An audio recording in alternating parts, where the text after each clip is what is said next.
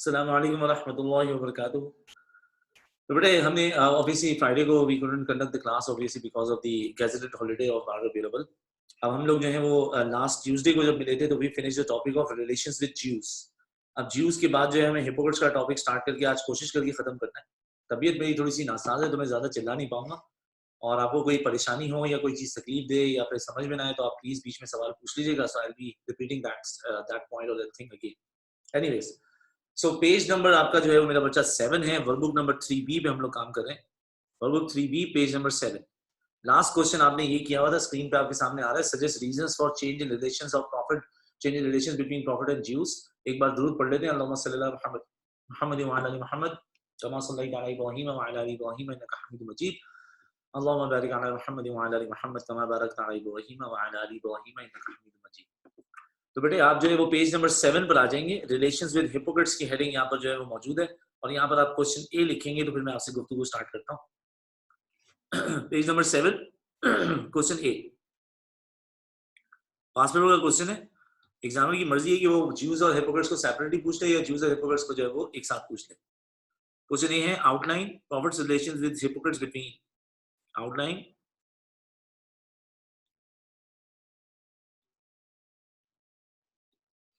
Profits relations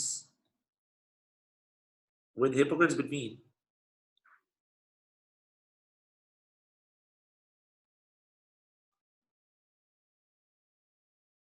622 and 632 AD। अच्छा, हम लोग जब 610 से 622 की बात करते हैं तो 610 से 622 AD तो लाइफ इन मक्का कहलाता है, लेकिन 622 से 632 AD जो है वो लाइफ इन मदीना कहलाता है। तो 22 to 32 is life in Medina. हजरत मोहम्मद सल्लल्लाहु अलैहि वसल्लम when he was dwelling the city of Mecca, तो मक्का में हमारे पास जो है वो हिपोक्रेट्स नहीं थे। हिपोक्रेट्स से हमारा ताल्लुक और पहला जो इंटरेक्शन है वो हमारा हुआ ही इनसे जो है वो मदीना में। आप लोग सारे के सारे मुझे हाई टाइप करके भेजें, मेरे पास तो बिल्कुल ही सन्नाटा पड़ा हुआ है यहाँ पर। Please type hi and send it to me in the group chat. ऐसा लग रहा है कि सारे के सारे नाराज होकर बैठ गए। वालेकुम अस्सलाम। ASA हेलो जी, हाय जी, कैसे हैं जी? ठीक ठाक है जी। ठीक है बेटे, outline profits relations with Hippocrates between 622 and 632 AD। मक्का में हिपोक्रेट्स नहीं मिले थे, हिपोक्रेट्स मदीना में थे, इसलिए मदीना का ही क्वेश्चन आता है। और ये पास पेपर में दो नामों से आया हुआ। एक बार कभी एग्जामिनर पूछेगा prophet's relation with Jews, prophet's relation with hypocrites, या कभी बोलेगा prophet's relations with non Muslims in Medina. तो अगर नॉन मुस्लिम्स इन मदीना का सवाल आता है, जो कि हम पास पेपर से बाद में इस टॉपिक के बाद प्रैक्टिस भी करेंगे, उसमें नॉन मुस्लिम्स इन मदीना का मतलब बेटे ये होगा कि नॉन मुस्लिम्स मदीना में दो तरह के मेजर थे। एक थे 1/3 पॉपुलेशन ज्यूज और दूसरे थे 1/3 पॉपुलेशन जो है वो हिपोक्रेट्स। तो मदीना में नॉन मुस्लिम्स का क्वेश्चन अगर आ जाए तो उसमें भी ज्यूज हिपोक्रेट्स दोनों को कवर करना होगा। दो पैराग्राफ बनेंगे। Paragraph number 1 introduction, paragraph number 1 introduction, paragraph number 2 initial relations plus change in relations।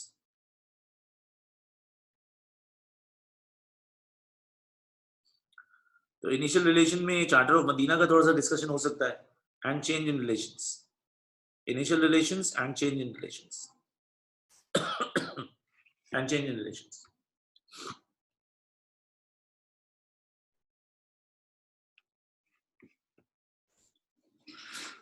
तो ठीक है, मैं फिर ऑफिशियली इसको स्टार्ट कर रहा हूँ। आप लोग जो है वो स्क्रीन पे देखते रहें। कोई बात समझ नहीं आए तो प्लीज बेटा बीच में पूछ लीजिएगा। सो दो वर्ड्स के बारे में आपको जानना है। Number 1 is hypocrisy and number 2 is the meaning of the term hypocrite. So if a person says something else and he does something else, page number 7 पर है हम लोग। सारा फातिमा, पेज नंबर 7 पर हम क्वेश्चन लिख चुके हैं, पैराग्राफिंग हो चुकी है, तो थोड़ी देर में आपको पेज नजर आएगा। So if a person says something else and he does something else, एक बंदे के कहने में और करने में तजाद पाया जाता है। A person's speech and a person's actions are contradictory, और अगर किसी की कहने और करने में फर्क नजर आता है, इस अमल को, और this act is called hypocrisy and the person who does hypocrisy is called a hypocrite। तो कोई बोले कुछ और करे कुछ और, इसको हम बोलते हैं हिपोक्रेसी, और ये करने वाला शख्स जो है वो हिपोक्रेट कहलाता है। So there is a person who comes to you and the person says that कि वो आपको बहुत अजीज दोस्त मानता है, and that person respects, and he says that he respects you a lot, and he says that his loyalties are for you। तो कहता है कि उसकी वफाएं, उसकी दुआएं और उसकी जो है वो नेक तमन्नाएं सारी आपके लिए हैं, और वो आपको चेहरे पे बोलता है वो आपका दोस्त है। This is his speech. लेकिन the moment you are not present and the moment you are not there, तो आपके पीठ पीछे वो आप ही की बुराई बयान करता है। वो कहता है कि आपकी इज्जत करता है, लेकिन ये उसकी स्पीच है। उसके एक्शन में ये चीज नजर नहीं आती। एक्शन में तो नजर आता है कि वो आपकी गीबत करता है, आपकी बुराई बयान करता है। So the person is saying something else but he is doing something else. His speech and his actions are contradictory. उसके कहने में और उसके करने में, उसके अमल में और उसके अल्फाज में तजाद पाया जाता है। इस चीज को हम लोग हिपोक्रेसी बोलते हैं, और यही चीज जो है वो ये करने वाले को हिपोक्रेट कहा जाता है। अच्छा, अगर मैं हिपोक्रेसी को जनरलाइज वे में लेके चलूं तो जनरलाइज वे में हिपोक्रेसी हम देखते हैं कि स्टूडेंट्स में, टीचर्स में, पेरेंट्स में, बहुत सारी जगहों पे हिपोक्रेसी नजर आती है। मतलब जब हम इस हिपोक्रेसी का मतलब ये कि हम स्पीच में और एक्शन में कॉन्ट्रडिक्शन देखते हैं तो हमें कई जगह अपनी सोसाइटी में नजर आता है। फॉर एग्जाम्पल, एक स्टूडेंट जो है वो अपने टीचर से मुतासर होने के बाद साल के एंड में टीचर के पास जाकर बोलता है, sir you know what, I would like to tell you something very important. जी बेटे बताइए। Sir you know you are my favourite teacher. Now this student, whatever he or she is, that person is saying to the teacher कि you are my favorite teacher। तो ये teacher जिसका नाम XYZ है उसका फेवरेट टीचर हो गया। साल या 2 साल गुजरे और एक नेक्स्ट ईयर ग्रेड 11 में चले गए। ग्रेड 11 में मैथ्स, फिजिक्स, केमिस्ट्री या अकाउंट्स और कॉमर्स सीखो के बहुत अच्छे टीचर्स मिले। तो उनके पास एक बच्चा साल के बाद गया और बोलने लगा, ये शख्स जो है वो XYZ शख्स है, या he or she ये जाके टीचर को बोल रहा है, sir you know what, I would like to tell you something important, you are my favourite teacher. अब अगर वो इसको भी फेवरेट बोल रहा है, पिछले वाले को फेवरेट बोल रहा है, तो उसमें इसके सेइंग और एक्शन में तजाद आ गया ना भाई। आप एक को फेवरेट बोल रहे हैं तो दूसरे को कैसे बोल सकते हैं? आप अपने अल्फाज सही करें। फिर जी ए लेवल्स में जाके निक्सर चले गए। निक्सर जाने के बाद सर नौशाद जैसे अमेजिंग टीचर से पढ़ा, जो कि कराची में एक बड़ा नाम है। और सर नौशाद से फिजिक्स पढ़ने के बाद सर नौशाद को 2 साल बाद जाके बोला कि sir you know what, I would like to tell you something really unique, I never said that to anyone before, and that thing is sir you are my favourite teacher. तो ये hypocrisy है ना। You are saying something else, you are doing something else and you are believing something else. So this is called hypocrisy. आपकी speech, आपके actions और आपकी feel एक साथ एक हार्मोनियस नहीं है, एक कॉन्ट्रडिक्शन में है। तो ये चीज हिपोक्रेसी, और ऐसा करने वाला हिपोक्रेट कहलाएगा। So I would like to give you guys a suggestion, a piece of advice कि next time when you are going to use such a statement to any of the teachers, तो आप उसमें थोड़ा सा cautious statement use कर लो ना। आप थोड़ा एहतियात से बात किया करो, क्योंकि अल्फाज की तो बहुत वैल्यू होती है। तो आप किसी को नेक्स्ट टाइम अगर ये स्टेटमेंट बोले तो बोले, sir you know what, you are my one of the favourite teachers. तो इसमें फिर ये होगा कि और भी टीचर्स में ऐड हो सकते हैं। या फिर आप ये भी कह सकते हैं कि sir you know what, you are my favourite teacher by far. अब बाय फार का मतलब ये कि सर आज तक तो आप फेवरेट हैं, मुझे अगले साल का नहीं पता, क्या पता कोई और फेवरेट टीचर हो जाए। अब मोहम्मद सुफियान मुझे बोल रहा है कि I am his favourite teacher, तो आप बोल रहे हैं I am your one of the favourite teachers. तो स्टूडेंट्स में मुनाफिकत अगर पाई जाती है तो ऐसी मुनाफिकत टीचर्स में भी पाई जाती है। टीचर्स में हमारे मशहूर है, हर क्लास में एक स्टेटमेंट बच्चों को बोलते हैं, मैंने the class is being naughty, और जो क्लास में बहुत सारी नॉइस क्रिएट हो रही थी, तो टीचर्स बोलते हैं क्लास में, मैंने इससे बदतमीज क्लास अपनी जिंदगी में पहले कभी नहीं देखी। और ये एग्जैक्ट स्टेटमेंट टीचर ने पिछले साल वाले स्टूडेंट को भी बोला होता है, अगले साल वाले स्टूडेंट को भी बोलेंगे। तो ये जो स्टेटमेंट आ रही है, ये स्टेटमेंट जो कह कुछ और रहे हैं, कर कुछ और रहे हैं, तो they say something else, they believe something else, they do something else. So this is called hypocrisy, because their speech, their actions and their feelings are contradictory. तो ऐसी डिस्क्रिमिनेशन या ऐसी जो है वो हिपोक्रेसी हमें कभी बार पेरेंट्स में भी नजर आती है। पेरेंट्स जो है, ये बात तो बहुत इजीली रिलेटेबल है, हम भी किसी की औलाद हैं, आप भी किसी की औलाद हैं, और बड़ी आसानी से ये बात कनेक्ट हो जाती है। पेरेंट्स अक्सर ये कहते हुए नजर आते हैं कि बेटे यू नो व्हाट, 4 बहन भाई हैं जिनके ना, बेटे आपको एक बात बता दें, हम सच्ची मुच्ची, और वो बात ये है कि हमारे लिए आप सारे बहन भाई बराबर हैं। और बच्चे दिल में बोल रहे होते हैं LOL। आप कह रहे हैं बराबर हैं सब, लेकिन सबसे ज्यादा प्यार आपको सबसे छोटे वाले से या छोटी वाली से। So they say something else and they exhibit something else, they do something else। इसको बोलते हैं saying और action में contradiction। और जब भी किसी की speech और action में contradiction होगा, वो शख्स जो है वो hypocrite कहलाएगा। Now moving forward, हम यहाँ पर जो है वो जनरल डिस्कशन और जनरल डेफिनेशन की बात कर रहे हैं, पर हम जिस हिपोक्रेट का टॉपिक आज स्टार्ट कर रहे हैं वो अब्दुल्ला बिन उबे जैसे हिपोक्रेट्स हैं।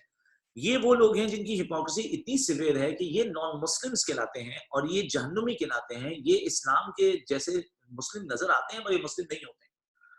So if a person says that he truly believes in Allah, but deep down in his or her heart, that person is doubting the existence of Allah.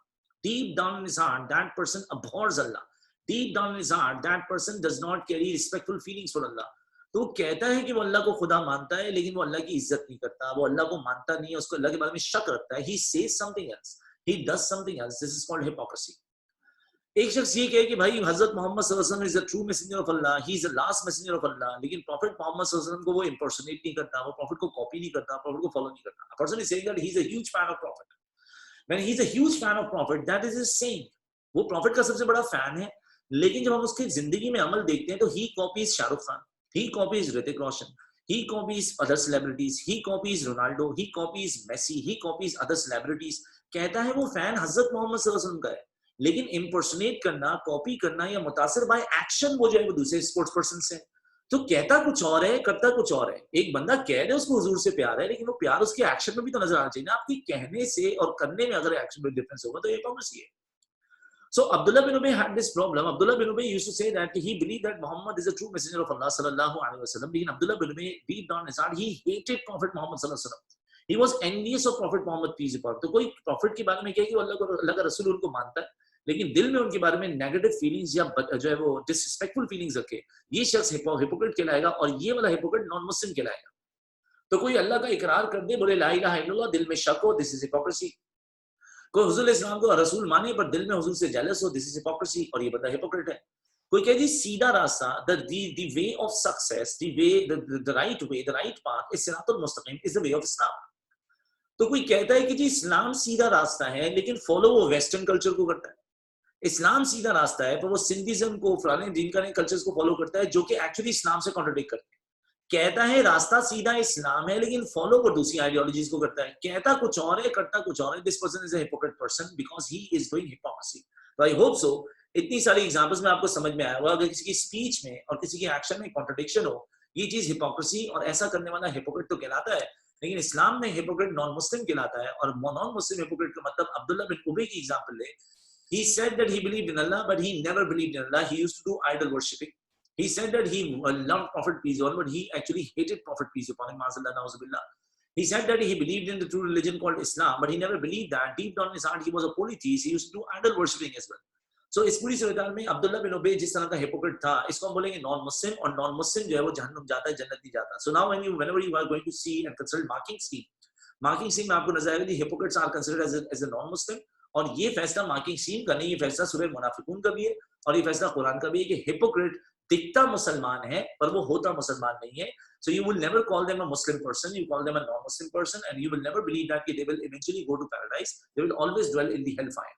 तो hypocrisy और hypocrite की definition लिखें, फिर मैं आपको hypocrite की पूरी जो है वो कम्युनिटी का एक तारुफ भी करवाता हूँ। तो लिखते हैं P1 के पॉइंट सीख रहे हैं मेरे बच्चा। Hypocrisy means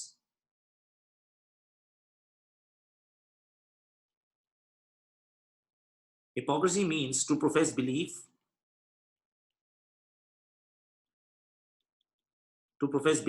but keeping conflicting conduct.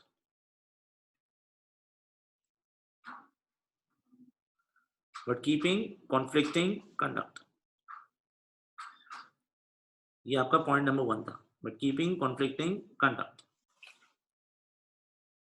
एक काम करते हैं, इसको लाल से लिख दें ताकि नंबर नजर आता है। But keeping conflicting conduct। Second point आ गया sir, hypocrite is one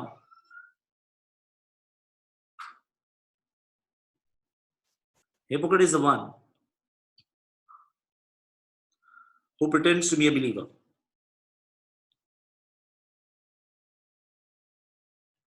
So he is being pretentious, वो कहता है लेकिन वो बिलीवर दिखता है पर वो बिलीवर होता नहीं है। He never believes in Allah and his messenger। Hypocrite is the one who pretends to be a believer।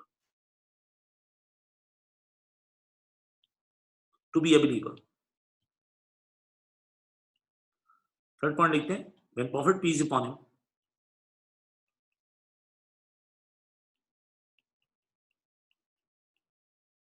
when Prophet arrived at Medina,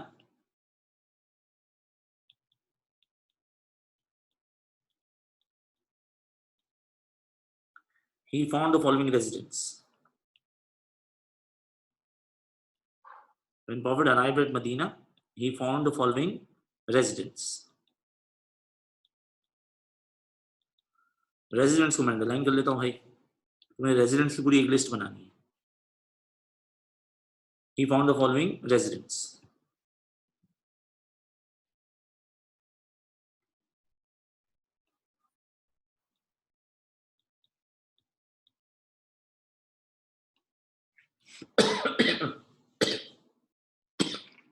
profess लिखा हुआ है, PROFESS, अदीना साहिबा। Hypocrisy means to profess belief, PROFESS, but keeping conflicting conduct। बेटा आगे बढ़ जाओ, लिख लिया जल्दी से बता दें मुझे, please type done so that हम बगैर टाइम जाए कि आगे बढ़े। अच्छा, मैंने हजरत मोहम्मद सल्लल्लाहु अलैहि वसल्लम came to the city of Medina, तो मदीना में मुस्लिम कैटेगरीज 3 थी। अब आप एक बार काम करें, याद कर लें, लिखवा मैं आपको दूंगा। तो प्रॉफिट मोहम्मद सल्लल्लाहु अलैहि वसल्लम मदीना आए तो मदीना में मुस्लिम जो मिले हमें वो 3 तरह के थे। मेरे साथ बोलना और फिर लिख के मुझे टाइप करके भेजना। औस, खजरज, मुहाजिरून। मुस्लिम कैटेगरीज 3 थी, औस, खजरज, मुहाजिरून। जल्दी लिख के भेजो, बाद में हम राइटिंग करते रहेंगे, पहले आपको याद हो जाए। When prophet arrived at Medina, Medina में मुस्लिम ग्रुप जो थे वो 3 थे। औस जो कि अंसार ट्राइब था, खजरज जो कि अंसार ट्राइब था, और मुहाजिरून हु केम टू विद हजरत मोहम्मद सल्लल्लाहु अलैहि वसल्लम to the city of Medina. अब मदीना में 3 तरह के नॉन मुस्लिम्स रहते थे, ज्यूज, क्रिश्चियंस, पॉलीथीस्ट। तो मुस्लिम कैटेगरीज 3 है, औस, खजरज, मुहाजिरून। नॉन मुस्लिम कैटेगरीज जो मेजर कैटेगरीज है वो 3 है, ज्यूज, क्रिश्चियंस और पॉलीथीस्ट। ये भी लिख के मुझे भेजें। मुस्लिम 3 आपको याद हो गए, नॉन मुस्लिम कैटेगरीज भेज दें, Jews, Muslims and Jews, Christians and पॉलीथीस्ट। तो कुल मिला के ये 6 हो गए। मुस्लिम ग्रुप्स हो गए औस, खजरज, मुहाजिरून। नॉन मुस्लिम ग्रुप्स हो गए ज्यूज, क्रिश्चियंस एंड पॉलीथीस्ट। पॉलीथीस्ट होते हैं आइडल वर्शिपर्स। अब आपको ये समझना है कि व्हेन हजरत मोहम्मद सल्लल्लाहु अलैहि वसल्लम came to the city of Medina, यहाँ पर औस, खजरज, मुहाजिरून, ज्यूज, क्रिश्चियंस और पॉलीथीस्ट के अलावा बेटे एक नया ग्रुप सामने आया जिसको हम बोलते हैं enemy in disguise. Enemy in disguise से मेरा मतलब है छुपा हुआ दुश्मन। और ये छुपा हुआ दुश्मन जो था तो आस्तीन का सांप था। They look like believers but they pretended to be believers. ये दिखते मुसलमान थे, नमाज पढ़ते थे, रोजा रखते थे, ज़कात देते थे, हज करते थे और जिहाद पे भी हमारे साथ जाते थे, लेकिन ये दिल से अल्लाह को तस्लीम नहीं करते थे। तो ये छुपे हुए दुश्मन थे, और ये छुपे हुए दुश्मन जो है इनको हम बोलते हैं हिपोक्रेट्स। तो हजरत मोहम्मद सल्लल्लाहु अलैहि वसल्लम जब मदीना आते हैं तो मदीना में आपको मुस्लिम, नॉन मुस्लिम के अलावा एक नई कैटेगरी मिलती है जो कि दिखेगी मुस्लिम पर वो होगी नॉन मुस्लिम। उनको एनिमी इन डिस्गाइज, छुपा हुआ दुश्मन या छुपा हुआ आस्तीन का सांप या छुपा दुश्मन कहा जा सकता है। तो अब ये लिस्ट कंप्लीट करें, फिर मैं आपको एक आयत सुनाऊंगा। लिखें जी, मेरे ख्याल से आपको याद हो गया होगा, तो ए से लेके जी तक का आप खुद ही लिख लें। जो याद नहीं है फिर स्क्रीन पे देख लीजिएगा। तो पहले मुस्लिम ग्रुप्स लिख लेते हैं। पहला था औस, दूसरा था खजरज, तीसरा ग्रुप था मुहाजिरून।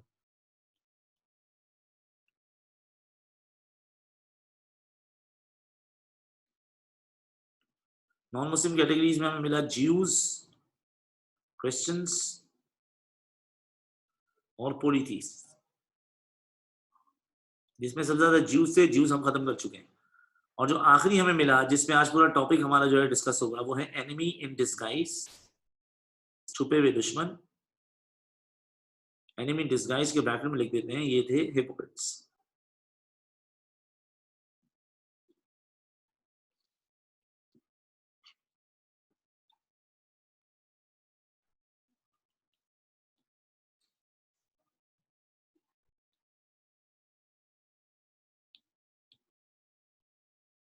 इसके बाद इस पैराग्राफ का लास्ट पॉइंट भी आप लिख लें, फिर मैं आयत आपको सुना दूंगा।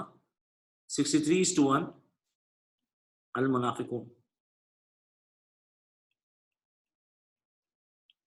63:1 सूरह मुनाफिकून, ये हमारा पॉइंट नंबर 4 है।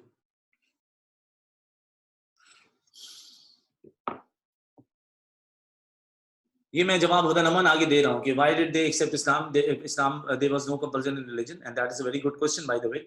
और इसका ही जवाब जो है मेरे बेसिकली मैं वहां तक पहुंच ही गया हूं, इत्तेफाक से ज्यादा देर भी नहीं लगेगी। If you just hold on for a moment, इंशाल्लाह इसी क्वेश्चन में जो आप करा रहा हूं उसमें इसका जवाब आपको मिल जाएगा।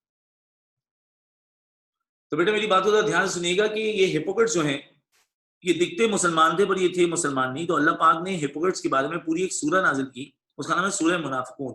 अब ये सूरह मदीना में ही नाजिल हुई, इसकी वजह एक ही हिपोक्रेट्स हमें पहली बार मिले ही मदीना में थे। सूरह मुनाफिकून की वर्स नंबर 1 में अल्लाह पाक हिपोक्रेट्स के बारे में क्या बता रहे हैं। अच्छा, एक हदीस मुझे आपको सुनानी है so that you will be able to find out कि इस्लाम में या हिपोक्रेट्स की निशानियां हजरत मोहम्मद सल्लल्लाहु अलैहि वसल्लम ने क्या बताई हैं। तो प्रॉफिट मोहम्मद सल्लल्लाहु अलैहि वसल्लम इन हदीस profit peace on said that कि मुनाफिक की 3 निशानियां हैं।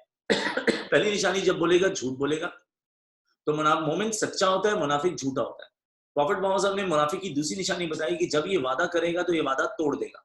तो मुनाफिक की दूसरी निशानी कि वो वादे को तोड़ने वाला शख्स है, वो वादे पूरे, he does not keep his promise, he always break his promises, he always breaks his promises. मुनाफिक की तीसरी निशानी प्रॉफिट ने बताई कि वो अमानत में खयानत करता है। Now you need to remember, prophet सादिक थे और प्रॉफिट अमीन थे। Prophet was a truthful person, prophet was a trustworthy person. तो जो सच्चा है वो मोमिन है, जो झूठा है वो मुनाफिक है। जो अमानतदार है, ट्रस्टवर्दी है, वो मोमिन है, और जो खाइन है, जो अमानत में खयानत करता है, वो शख्स जो है वो मुनाफिक कहलाएगा। तो मुनाफिक की 3 निशानी हुजूर ने बताई। एक, वो झूठ बोलता है। एक, वो वादे की पासदारी नहीं करता, वादे तोड़ता है। और तीसरा, वो खाइन होता है, अमानत में खयानत करता है। अब ये जो सूरह मुनाफिकून की वर्स नंबर 1 में आपको सुना रहा हूँ, अल्लाह पाक प्रॉफिट मोहम्मद सल्लल्लाहु अलैहि वसल्लम से बात कर रहे हैं और प्रॉफिट को मुनाफिकीन के बारे में बताते हुए अल्लाह बता रहे हैं कि वो झूठ बोलते हैं। तो वो जो झूठ है बेसिकली उनका तो पूरा पूरा बिलीव जो whatever they are saying that they never believe in that, तो ऑब्वियसली उनकी हर बात जो है वो तकरीबन झूठ है। तो अल्लाह पाक सूरह मुनाफिकून की वर्स नंबर 1 में क्या कह रहे हैं, ये आयत आपको बैठ के खुद याद करनी पड़ेगी, पर मैं उसका मतलब आपको समझा दूं तो ध्यान से सुनिएगा। अल्लाह पाक प्रॉफिट से कह रहे हैं इन वर्स नंबर 1 सूरह मुनाफिकून, when the hypocrites come to you and they say that we bear witness Muhammad you are indeed the messenger of Allah, and अभी hypocrites आपको आके बोलते हैं कि वो आपको अल्लाह का रसूल मानते हैं। आगे अल्लाह पाक फरमा रहे हैं प्रॉफिट से, अल्लाह knows Muhammad you are indeed his messenger but Allah bears witness, मैं जानता हूं कि आप मेरे रसूल हैं लेकिन मैं कसम उठा के बोलता हूं, Allah bears witness that hypocrites are false in declaration of their faith, and अभी ये चेहरे पे आपको आगे रसूल बोलते हैं लेकिन पीठ पीछे they hate you, they hate you, पीठ पीछे they abhor you, पीठ पीछे they speak ill about you। तो ये कहते हैं आपको रसूल हैं पर ये दिल से आपको रसूल मानते नहीं है। सूरह मुनाफिकून की वर्स नंबर 1 में मुनाफिक की पहली निशानी नजर आती है कि मुनाफिक यूजुअली जब बात करता है तो वो झूठ बोलता है। ये वाली आयत पे हमारा पैराग्राफ खत्म हो जाएगा। अब इसके बाद हम पैराग्राफ नंबर 2 स्टार्ट करने से पहले आपको एक बात समझा दें, और बात ये है, आप नेक्स्ट पेज पे आ जाओ, पेज नंबर 8 पे, पेज नंबर 8 पर आ जाए आप, पेज नंबर 8। अब समझना ये है कि हम जो है वो अभी जैसे कि हुदा ने एक सवाल पूछा कि when Islam never forces a person कि to accept Islam and the person would like to remain a polytheist और ज्यू और क्रिश्चियन, उसकी इजाजत है, तो अब्दुल्ला बिन उबई ने ऐसा क्या किया? सो अब्दुल्ला बिन उबई की एक बड़ी अजीब और गरीब हरकत वो ये थी कि Abdullah bin उबई falsely declared faith. Abdullah ने हजरत मोहम्मद सल्लल्लाहु अलैहि वसल्लम के हाथ में आके इस्लाम कबूल करने का नाटक किया। हमें पहले इस सवाल का जवाब चाहिए, जब हमें इस सवाल का जवाब मिल जाएगा तो हम आगे बढ़ेंगे। कहानी में आपको सुनाता रहूंगा, लेकिन आप इस बात को समझिएगा प्लीज। ए पार्ट हमारे पास डिस्क्रिप्शंस का होता है, बी पार्ट रीजंस का होता है। मैं आपको P1 करा चुका, अब मैं आपको पार्ट बी जब कराऊंगा तो मैं एक लाइन ड्रॉ कर दूंगा कि बेटे पार्ट बी का आंसर अलग है, क्योंकि ए में कभी रीजंस नहीं लिखते। और इसके बाद हम लोग P2 स्टार्ट करेंगे। तो प्लीज आप एक काम ये कीजिए, जिस पेज पे आप लोग मौजूद है वहां पर एक लाइन ड्रॉ कर दीजिए, ताकि आपको याद हो कि हाँ भाई हमने जो काम शुरू किया है ये काम सेपरेट है। ये आगे हमारी एक लाइन ड्रॉ हो गई, और लाइन ड्रॉ होने के बाद यहाँ पर आप पार्ट बी लिखें। इस पार्ट बी का जवाब जब मिल जाएगा तो हम लोग जो अपना पार्ट ए डिस्कस करते रहेंगे। पार्ट बी लिखें, why Abdullah bin Ubayy, why Abdullah bin उबई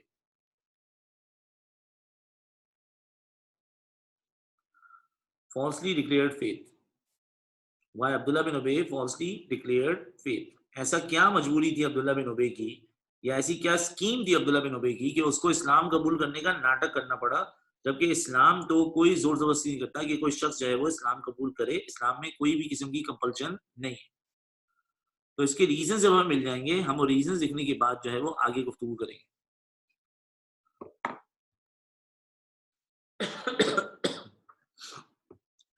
बेटा अगर किसी ने अभी ज्वाइन किया है तो वो पेज नंबर 7 पे देख लेगा। हमने पेज नंबर 7 पे वर्किंग कर ली है, हम पेज नंबर 8 पे आ चुके हैं। एक लाइन ड्रॉ करके हम पार्ट बी कर रहे हैं, why Abdullah falsely declared faith.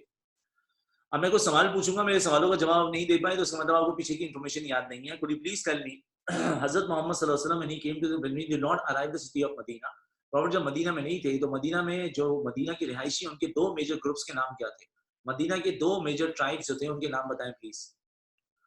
एक का नाम था औस और दूसरे का नाम था खजरज। देखो मेरे सवाल का जवाब देना, वरना मेरा आगे का डायलॉग समझ में नहीं आएगा। Could you please tell me, Aws Khazraj की प्रॉफिट के मदीना आने से पहले दोस्ती थी या सिवियर राइवलरी? औस खजरज एक दूसरे के दोस्त थे या राइवल्स थे? राइवल्स थे। इसका मतलब आपको इंफॉर्मेशन याद है। अच्छा आप थोड़ा सा आगे बढ़ते हैं ताकि इंफॉर्मेशन कनेक्ट हो जाए। ये बताएं इनकी राइवलरी की वजह क्या थी? अगर औस खजरज में सिवियर राइवलरी और वॉर्स होती थी आए दिन, उस वॉर्स की वजह क्या थी? मैं आपको बोलता हूँ, मेरे साथ बोलना, फिर लिख के भेज देना। राइवलरी की जो रीजन थी वो थी मल्टीपल लीडरशिप। लिखो, लिख के भेजो, याद होता रहेगा। When Prophet did not come to the city of Medina, Medina के दो मेजर ग्रुप्स थे, औस खजरज। औस खजरज में सिवियर राइवलरी थी, they used to have multiple wars, और wars की मेजर रीजन क्या थी? Multiple leaders. औस और खजरज रियलाइज समथिंग, औस और खजरज आए दिन जो है वो जंगी करते थे, उनमें खाना जंगी इंटरनल वॉर्स होती थी। They realize something, if their wars are not going to stop anytime soon, then औस और Khazraj are going to destruct their own selves, और ये एक दूसरे को बर्बाद कर देंगे। So they realize that their survival was only possible if they are going to stop these wars, and to stop these wars there was only one solution. They had to have what kind of leader? Multiple leaders या common leader? common leader। Common leader जो है, औस Khazraj की rivalry खत्म तब हो सकती है जब उनमें एक कॉमन लीडर हो, और कॉमन लीडर के लिए दो नॉमिनी सामने आई। एक नॉमिनी का नाम था हजरत साद बिन मास, एक का नाम था अब्दुल्ला बिन उबई। अब ये अगर आप भूल गए तो सर ये बड़ी शर्मिंदगी की बात होगी, क्योंकि यार बहुत मेहनत से हम लोग यहाँ पर गुफ्तगू कर रहे हैं। आप जरा इधर आ जाए, मैंने आपको टॉपिक स्टार्ट कराया था Q and Q, Qaynuqa, Nadir, Qurayza, 3H 4H 5H, Syria, Khaybar, अल्लामिया। बनु कैनुका के जो एलाय थे उसका नाम था ट्राइब खजरज, और ट्राइब खजरज के जो चीफ का नाम था उसका नाम था अब्दुल्ला बिन उबे। बनु कुरैजा के जो एलाय थे उसका नाम था ट्राइब औस, और ट्राइब औस के जो चीफ थे उनका नाम था हजरत साद बिन मास। तो जब औस खजरज के बीच में राइवलरी थी, मल्टीपल लीडर्स की वजह से, they made a decision that to end up their rivalry, to stop their wars, there is only one solution, and the solution was that they had to have a common leader. अब common leader के solution के लिए औस और खजरज जो है उन्होंने जो है वो कॉमन लीडर की जो नॉमिनीज देखी वो दो थी, एक थे हजरत साद और दूसरा था अब्दुल्ला बिन उबे। क्योंकि खजरज पॉपुलेशन में ज्यादा थे इसलिए अब्दुल्ला बिन उबे के पास वोट्स ज्यादा थे। क्योंकि Abdullah bin ube was a stronger personality, was a cleverer person as compared to Hazrat Saad bin Maaz, इसलिए Abdullah bin Ubay was not only a nominee to become the common head of Medina, Abdullah was the favorite nominee. Now Abdullah's biggest dream was about to be fulfilled, his desire is going to be fulfilled, and Abdullah was about to become the king of Medina. Abdullah की जिंदगी सबसे बड़ी ख्वाहिश पूरी होने वाली थी कि हजरत मोहम्मद सल्लल्लाहु अलैहि वसल्लम arrived the city of Medina. When the moment Prophet arrived the city of Medina, people were smart, they were intellectual, they chose the better option. They were like कि अगर हम अब्दुल्ला को या हजरत साद को लाएंगे तो ये कॉमन लीडर होगा, पर ये न्यूट्रल लीडर नहीं होंगे। प्रॉफिट ना औस के हैं ना खजरज के, तो people instead of choosing Saad bin Maaz or Abdullah, they chose Hazrat Muhammad as a leader who was not only a common leader, he was also a neutral leader. क्योंकि profit ना औस के थे ना खजरज के थे। Secondly, they preferred Hazrat Muhammad peace over the rest of the Aus and Khazraj because Prophet was not an ordinary man. Hazrat Muhammad was a Rasul of Allah. People were smart, and that was the best option they had. Instead of choosing Abdullah bin Ubay, they chose Hazrat Muhammad peace upon him as the head of Medina. Since Prophet became the common chief of or neutral head of Medina, from that very day, Abdullah bin Ubay began abhorring Prophet. Abdullah bin Ubay began hating Prophet. ये वो दिन था जब अब्दुल्ला हजरत मोहम्मद सल्लल्लाहु अलैहि वसल्लम से शिद्दत से नफरत करने लगा। अब अब्दुल्ला प्रॉफिट से नफरत करता है, दैट वाज अब्दुल्लाह's प्रॉब्लम। लेकिन वही वाला सवाल जो हुदा नुमान पूछ रही थी कि sir Abdullah bin ube profit से अगर नफरत कर रहा है ठीक है, लेकिन अब्दुल्ला ने आके इस्लाम कबूल करने का नाटक क्यों किया? Now right after that, when he hated Prophet, Abdullah came at the service of Prophet and he recited Kalma Shahada and he became believer. It was not a true faith, it was a false declaration of faith. Why was that so? Abdullah ऐसा क्यों किया? उसके कुछ political reasons होंगे, उसके कुछ personal reasons होंगे, क्योंकि इस्लाम कहता है let there be no compulsion in religion. अगर अब्दुल्ला पॉलिथीज भी रहता है तो इसमें इस्लाम को या इसमें जो है प्रॉफिट को कोई प्रॉब्लम नहीं है। तो अब्दुल्ला ने ऐसा काम क्यों किया वो मैं आपको रीजन अब एक एक करके बता रहा हूँ। Could you please tell me, ये जो अब्दुल्ला बिन उबे है इसकी मक्का में रेपुटेशन डैमेज थी या मेंटेन थी? अब्दुल्ला को अगर लोग लीडर बना रहे हैं तो इसका मतलब अब्दुल्ला की रेपुटेशन कम है या बहुत ज्यादा है? अब्दुल्ला की रेपुटेशन बहुत ज्यादा है, इसीलिए तो लोग अब्दुल्ला को लीडर बनाने की कोशिश में लगे हुए। So Abdullah bin Ubay, if he is not going to, accept Islam on the hands of Prophet, people would have said that Abdullah, we thought you are a very intellectual person.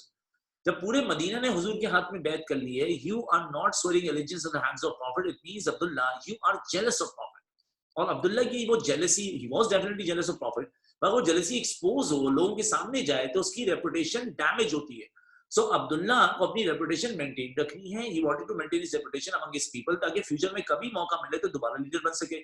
और दूसरा Abdullah bin ube को अपनी jealousy, अपनी reputation के लिए hide करनी पड़ेगी।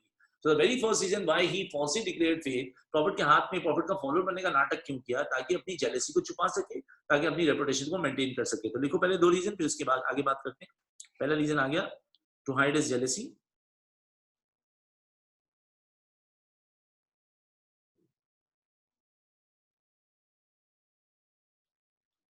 To hide his jealousy के बाद लिखें to maintain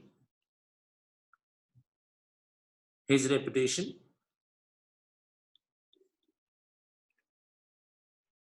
to maintain his reputation among his people.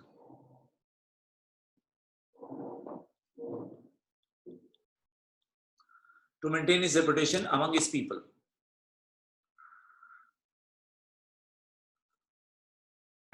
अच्छा बेटे, मुझे आपसे ना दो सवाल पूछने हैं। आप मुझे ये बताएं कि जो इंडिया हमारे दो दुश्मन है, एक का नाम है इंडिया, एक का नाम है तालिबान। इंडिया हमारी ओपन एनिमी है, तालिबान हमारी हिडन एनिमी है। Could you guys please tell me, open enemy ज्यादा डेंजरस होती है या hidden enemy? Which one is more dangerous, open enemy और हिडन एनिमी? हिडन एनिमी एक चीज। दूसरा ये कि ओपन एनिमी जब वॉर करती है, जैसे कि इंडिया ने अगर हम पे अटैक किया तो वो वॉर्स होंगे कैसे? एक्सटर्नल, वो अटैक्स कैसे होंगे? External attacks. अब हमें पता है इंडिया हमारी एनिमी है, ओपन एनिमी है, एक्सटर्नल एनिमी है, तो हमने वहां पर पाक फौज को खड़ा किया कि सर जरा देखते रहना मामला जो है ताकि खराब ना हो। लेकिन एक है हिडन एनिमी, और वो हिडन एनिमी जैसे कि तालिबान वो है इंटरनल एनिमी। अब ये हिडन और इंटरनल एनिमी जो है ये ज्यादा खतरनाक इसलिए है क्योंकि अगर आपने एक्सटर्नल एनिमी को रोकना है तो आपको पता है अटैक कब हो रहा है, वो नजर आ सकता है। इंटरनल एनिमी जो प्लानिंग करी है आप वो पकड़ नहीं सकते, और हिडन भी है तो बिल्कुल भी आप नहीं पकड़ सकते। आपकी इंटेलिजेंस कभी पास हो सकती है, कभी फेल हो सकती है। तो जैसे पाकिस्तान के ओपन और हिडन एनिमीज दोनों हैं, पाकिस्तान के इंटरनल एक्सटर्नल एनिमीज दोनों हैं, तो यहाँ पर अब्दुल्ला ने एक स्कीम बनाई। ये अब्दुल्ला का पॉलिटिकल, ये अब्दुल्ला का जो है वो डिसीजन है। Abdullah was a very bad person, Abdullah bin Ubayy, but Abdullah bin Ubayy was a clever person, he was an intellectual person. Abdullah को पता है कि हजरत मोहम्मद सल्लल्लाहु अलैहि वसल्लम को टफ टाइम कैसे देना है। So now Abdullah bin Ubay, he realized something कि हजरत मोहम्मद सल्लल्लाहु अलैहि वसल्लम के एक्सटर्नल एनिमी और ओपन एनिमीज बहुत सारे हैं। कुरैश प्रॉफिट की खुले दुश्मन है, प्रॉफिट को कुछ नहीं बिगाड़ सके। ज्यूस प्रॉफिट की ओपन और एक्सटर्नल और खुली एनिमी है, वो प्रॉफिट को कुछ बिगाड़ नहीं सके। तो अब्दुल्ला मेड डिसीजन दैट कि he is going to become a hidden enemy, he is going to become an internal enemy। ये मुसलमानों में रहेगा, नमाज रोजा ज़कात हज मुसलमानों के साथ जिहाद पे भी जाएगा, लेकिन instead of doing working in the favor of Islamic State, he is going to work against Islamic State, he is going to always work against Hazrat Muhammad peace on his leadership। तो मैंने एक phrase use किया है, enemy in disguise, छुपा हुआ दुश्मन। मैं इसके लिए उर्दू में बोल रहा हूँ आस्तीन का सांप। तो अब्दुल्ला ने डिसाइड किया कि if I become a hidden enemy, if I become an internal enemy, मैं दिखूं मुसलमान लेकिन मैं काम वो सारे करूं जो कि इस्लाम दुश्मन करता है, तो फिर मैं मुसलमानों को, प्रॉफिट को और स्टेट ऑफ मदीना को ज्यादा डैमेज कर सकता हूं। तो अब्दुल्ला ने इस्लाम कबूल करने का नाटक इसलिए किया ताकि सब उसको मोमिन समझे, लेकिन वो सारे काम करे जो कि उस वक्त के सख्त तरीन कुफार और मुशरिकीन भी हमारे खिलाफ नहीं कर पा रहे थे। देखें, to cause damage to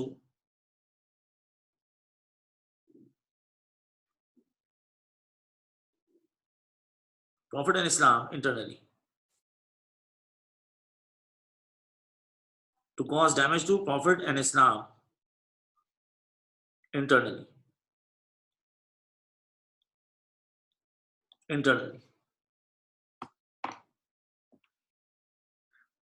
ji Mustafa, exactly, you said it accurately, माशाल्लाह, very accurately said।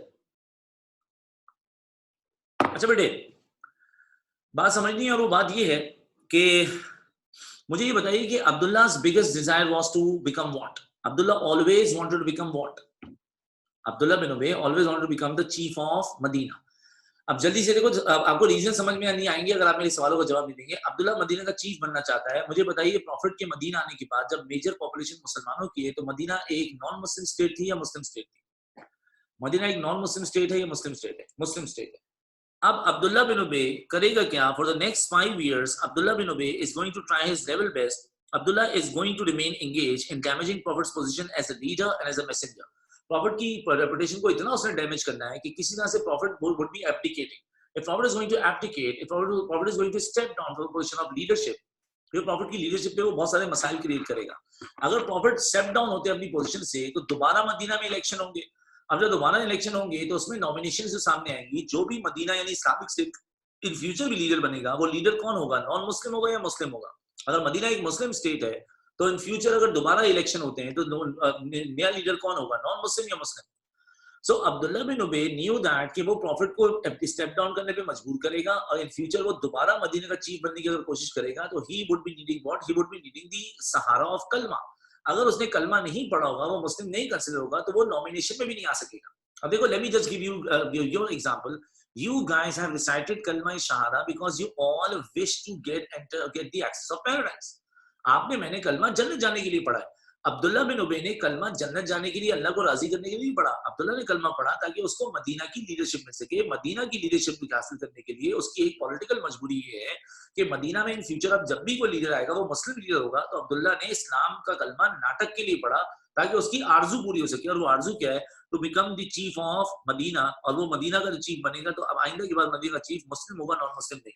तो लिखो, लास्ट पॉइंट है, to be in line of becoming,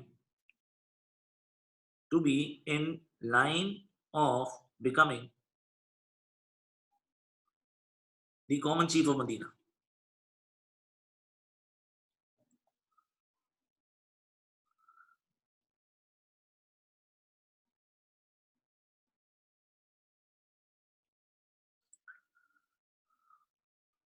बल्कि एक काम करो, तो common chief of Islamic state of Medina लिख दो, ताकि आपको याद आए कि यहाँ पर उसका कलमे का सहारा इस्लामिक स्टेट के लिए जरूरी है। To be in line of becoming the common chief of Islamic state of Medina.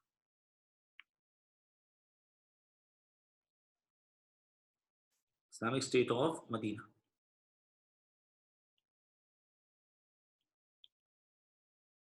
और लाइन ड्रॉ कर देंगे बेटे। ये लाइन ड्रॉ करने का मकसद ये है कि हमारा पार्ट बी खत्म हो चुका है, अब हम लोग जो है वो पैराग्राफ नंबर 2 स्टार्ट करें। तो पार्ट बी के पॉइंट्स ए में नहीं आते हैं, इसलिए मैंने उसको सेपरेटली लिखवाया। तो पैराग्राफ नंबर 2 से आ जाइए, P2, पैराग्राफ नंबर 2। अच्छा बेटा जरा स्क्रीन पे देखना, ये जो आपके सामने लिखे हुए आ रहे हैं ये है main points.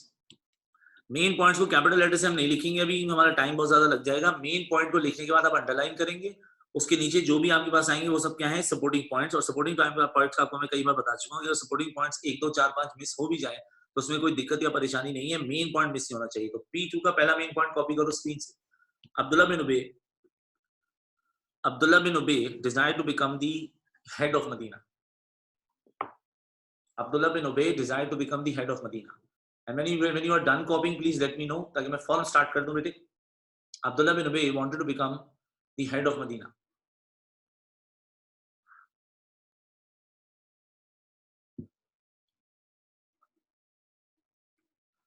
Abdullah bin Ubay wanted to become the head of Medina. मैं भी यूं इंतजार कर रहा हूँ, मैं भी लिख लेता हूँ साथ साथ।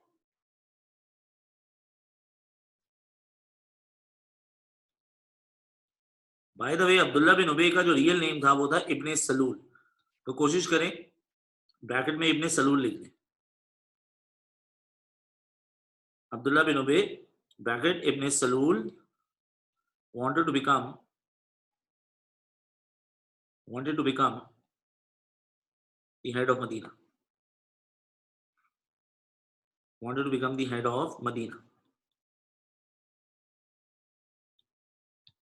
इसको आप अंडरलाइन कर लेंगे क्योंकि ये हो गया हमारा मेन पॉइंट। मेन पॉइंट है तो इसको अंडरलाइन कर लेंगे। इसके लिए कुछ बातें मैंने आपको समझा दी हैं, वो जल्दी से लिखो। पहला पॉइंट लिखो, rivalry of Aws and Khazraj.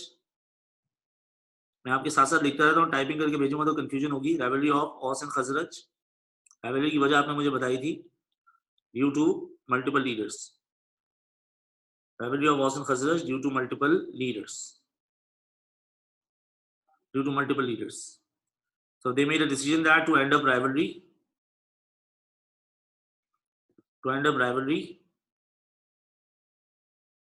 they decided to have a common leader. To end up rivalry, they decided to have a common leader. They decided to have a common leader. जल्दी बताओ कॉमन लीडर बनने के लिए favourite nominee कौन था? जी बेटा ये question ए का P2 है मिस्टर मुदस्सिर। कॉमन लीडर बनने की फेवरेट नॉमिनी कौन था? अब्दुल्ला। तो नेक्स्ट पॉइंट आ गया, Abdullah was the favourite nominee. मेरे साथ साथ लिखते रहो बेटा, Abdullah was the favourite nominee. Abdullah was the favourite nominee. लेकिन फिर ये हुआ कि प्रॉफिट के आने से people chose profit instead of Abdullah.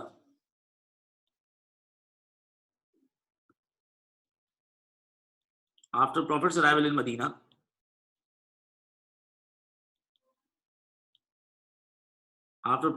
in Medina,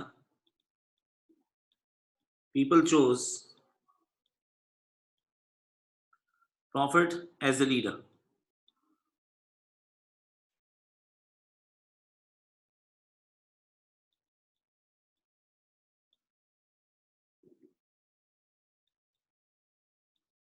After Prophet's arrival in Medina, people chose Prophet as their leader. यहाँ पर सीन ये हुआ कि Abdullah from that day, Abdullah began hating Prophet.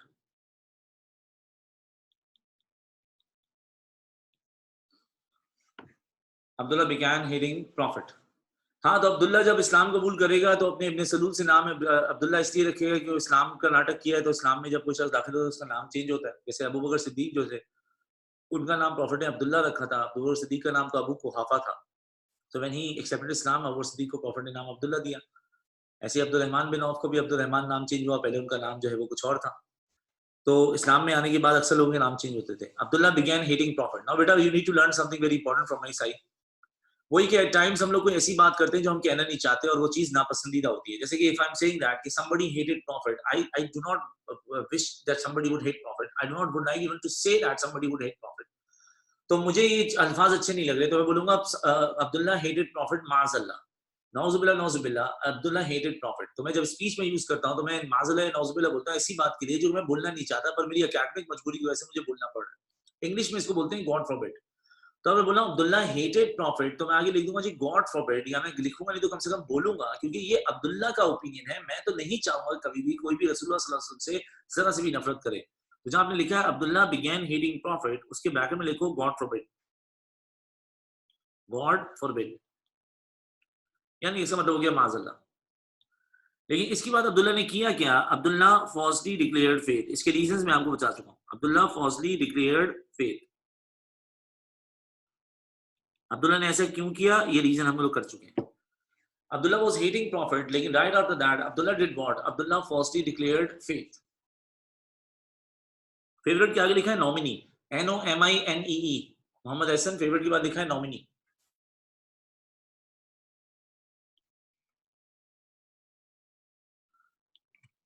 करूं स्टार्ट? ठीक है, मैं तो बहुत स्लो स्लो लिख रहा हूं, उम्मीद है कि आप मेरे साथ ही चल रहे होंगे। स्टार्ट करूं? डन लिखो जल्दी से यार, अगर लिख लिया तो।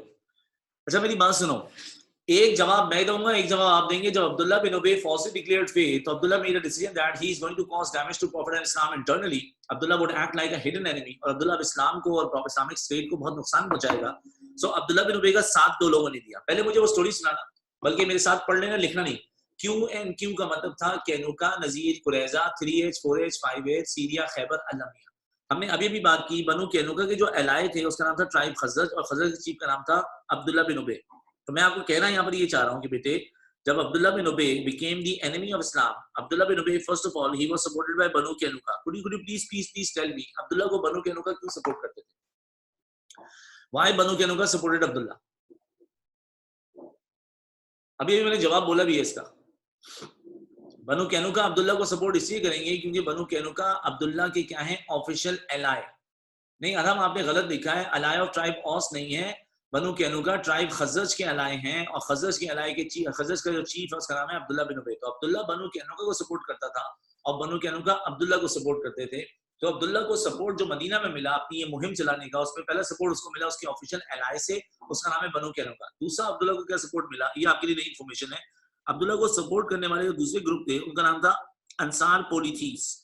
Now there was a group living in the city of Medina who used to say that we dearly adore Hazrat Muhammad peace upon him, we dearly love Hazrat Muhammad peace upon him, हमें हुजूर की सारी बातें पसंद है, लेकिन whenever Prophet speak ill about idolatry, Prophet speak ill about idols and idol worshipping, हमें हजरत मोहम्मद सल्लल्लाहु अलैहि वसल्लम माज़अल्लाह नौज़ुबिल्लाह गॉड फॉरबिड, हमें हुजूर इस्लाम बिल्कुल अच्छे नहीं लगते। So these were those Ansars, these were those people of Aus and Khazraj who wanted to practice Islam, but simultaneously they wanted to do idol worshipping। और इस्लाम में अल्लाह के अलावा किसी और की इबादत नामुमकिनात में से, वो शख्स नॉन मुस्लिम या इस्लाम से बाहर माना जाएगा जो अल्लाह के अलावा किसी एक माबूद की भी इबादत करे। तो यहाँ पर ये अंसार पोलिथीस का ओपिनियन ये था कि हम सब छोड़ सकते हैं हुजूर के कहने पे, हम आइडल वर्शिपिंग छोड़ नहीं सकते। इन अंसार पोलिथीस का एक किस्सा मशहूर है, वो ये कि they used to come to this Masjid al-Nabi, and when they used to come to Masjid al-Nabi, they brought small idols with them in their hands, and keeping these idols inside their palms, whenever they stand for the congregational prayer, नमाज के लिए खड़े हो गए, they used to keep these idols under their arms। ऐसे हाथों के नीचे आइडल्स रखे में दिखा ही रहे हैं कि वो नमाज पढ़ रहे हैं, लेकिन एक्चुअली जो अपने भगवानों की जो है वो परिस्थिति, जो भगवानों की पूजा करते थे। You need to understand that कि इस्लाम में idols are considered as impure, और मस्जिद is considered as a pure place। So Prophet Muhammad always wanted to discourage them, always wanted to stop them to bring these idols inside Masjid al-Nabi। तो Prophet ने इसके बाद एक तरीका नमाज में स्टार्ट किया, उसको बोलते हैं रफ़ा ज़ैन। रफ़ा ज़ैन का मतलब होता है बार बार हाथ उठाना। रफ़ा ज़ैन का मतलब ही हाथ उठाना होता है। तो Prophet जैसे तकबीर तहरीमा में नमाज पढ़ते हैं ऐसे हाथ बांध लेते हैं, फिर नीचे रुकू में जाने से पहले फिर रफ़ा ज़ैन किया, फिर सीधे खड़े हो गए फिर रफ़ा ज़ैन किया। तो हज़रत मोहम्मद सल्लल्लाहु अलैहि वसल्लम ने रफ़ा ज़ैन बार बार क्यों शुरू किया? Because when these Ansar polytheists, they were bringing idols inside Masjid al-Nabi, and they were keeping these idols under their arms, Prophet continuously or repeatedly was doing Rafa Zain, बार बार हाथ उठा इसलिए रहे थे, so that if they are going to do the Rafa Zain again, तो इनके हाथों में वो idols नजर आ जाएंगे, और वो idols नजर आए तो इनकी hypocrisy expose हो जाएगी, and they try to keep these idols within or under their arms। बार बार हाथ उठाने से the idols are going to fall down and they are going to get broken, और यूं भी इनकी hypocrisy expose होगी। तो छोटा सा रफ़ा ज़ैन का किस्सा बताने का मकसद ये कि मदीना में एक ऐसा ग्रुप था जो कि प्रॉफिट की हर बात को तस्लीम करने के लिए तैयार था, आइडल वर्शिपिंग छोड़ने के लिए तैयार नहीं था, और जो अल्लाह के साथ आइडल वर्शिपिंग करेगा वो मुस्लिम नहीं नॉन मुस्लिम कहलाएगा। तो ये अंसार पोलिथीस भी हिपोक्रेट्स हैं, कहते हैं कि अल्लाह खुदा है लेकिन इबादत जो है वो आइडल्स की भी करते थे। So the point over here is कि अब्दुल्ला को दो पार्टी से सपोर्ट किया, एक था बनु कैनुका और दूसरे थे अंसार पोलिथीस, जो कि आइडल वर्शिपिंग क्विट करने के लिए तैयार नहीं थे। तो यूं अब्दुल्ला बिन उबे की जो ग्रुप बना वो बना 1/3 पॉपुलेशन। कैनुका हो या अंसार पोलिथीस हो, इन तमाम लोगों में Abdullah bin Ubayy hated Hazrat Muhammad peace upon him more than anybody else. That's why these people chose Abdullah bin Ubay as their leader. So now you need to learn, Abdullah did not become the chief of Medina, he did not become the leader of Medina, but Abdullah became the leader of hypocrites of Medina. भले वो कैनुका की form में हो, भले वो जो है वो अंसार पोलिथीस की फॉर्म में हो, ये वो लोग हैं जो कि इस्लाम को हमेशा नुकसान पहुंचाना चाहते थे। तो बेटा लिखो, नेक्स्ट पॉइंट लिखो, he was supported by he was supported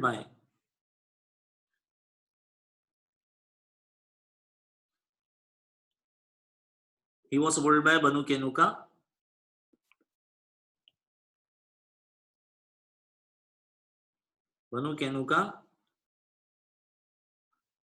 and Ansar polytheists. He was supported by Banu Kenuka and Ansar polytheists. Ansar polytheists. They chose him as their leader. Him से यहाँ पर मतलब Abdullah bin Ubayy. They chose him as their leader. Qaynuqa Qurayza rivals नहीं थे, दोनों juice थे और दोनों की आपस में बातचीत ठीक थी। तो बेटा ये पहला मेन पॉइंट खत्म हुआ। इसके बाद नेक्स्ट मेन पॉइंट लिखना है। मेन पॉइंट के लिए आपको पता है, मैंने आपको बताया था कि ये वाला हम साइन यूज करते हैं बुलेट। अब नया पॉइंट आ गया main.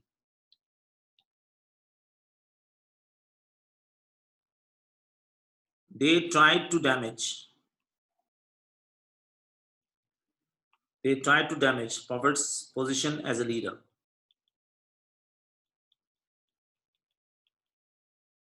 Prophet's position as a leader.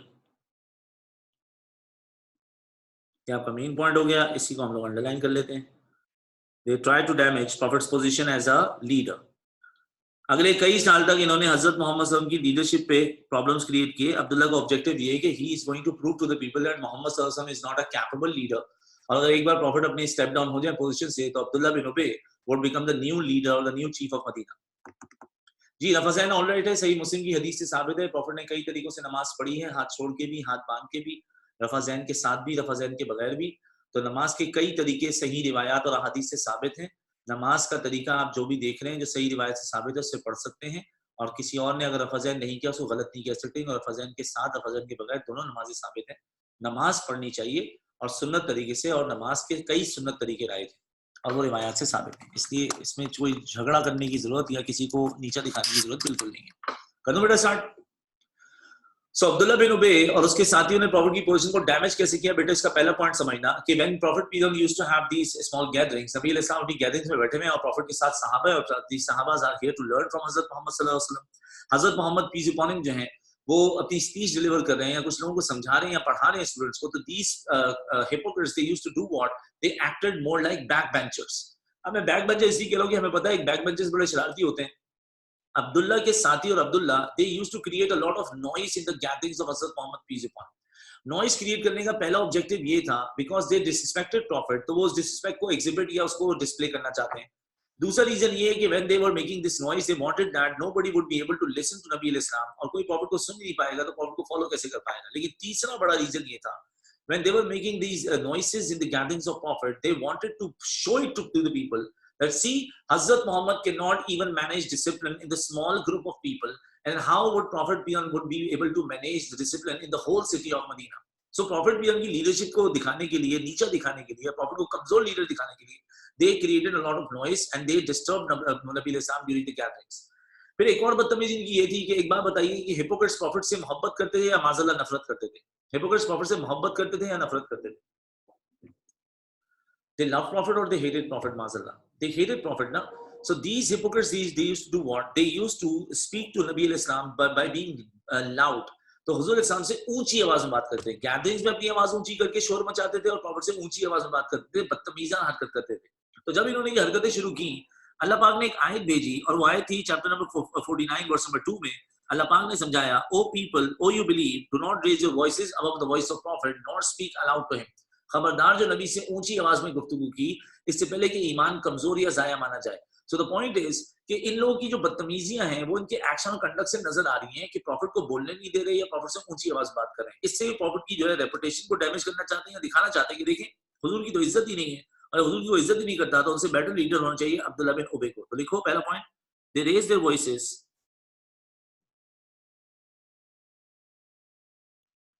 they raised their voices above the voice of prophet.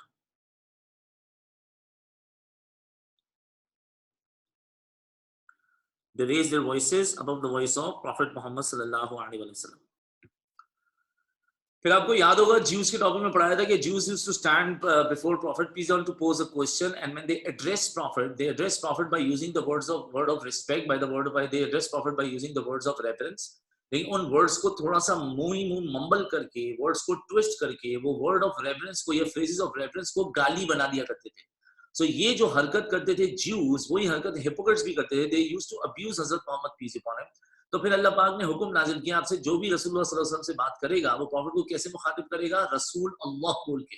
लेकिन पॉइंट यहाँ पर ये because they hated prophet, they did not respect prophet position as a leader, तो ये प्रॉफिट नबी इस्लाम को hidden वे में ही या खामोशी या मम्बल करके गालियां निकाला करते थे। तो पॉइंट बी लिखो, they abuse prophet peace upon,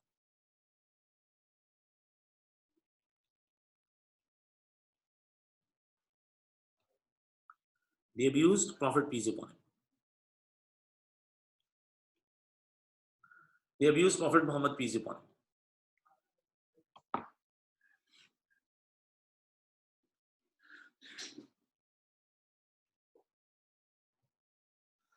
अच्छा जी, there was an event, and that event is concerning the prayer called Friday congregational prayer.